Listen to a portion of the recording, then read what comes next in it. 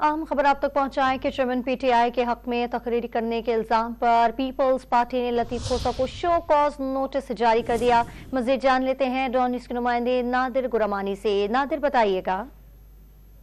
देखिए, peoples party के secretary general Nayyar Bukhari की जानिब से लतीफ खोसा को आज शोकास नोटिस जारी किया गया और उसमें कहा गया है कि वो एक पार्टी के सरबराह को पार्टी पॉलिसी की खिलाफ वर्जी करते हुए उसका दिफा कर रहे हैं और एक वकला के फंक्शन में उन्होंने साइफर के मामले पर रियासती पॉलिसी को तनकीद का निशाना बनाया है।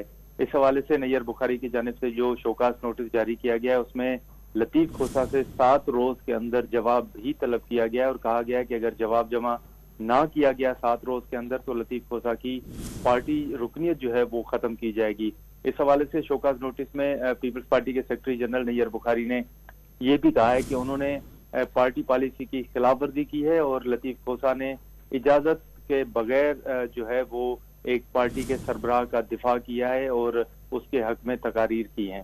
जी, बहुत शुक्रिया आपका नादिर गुरमानी।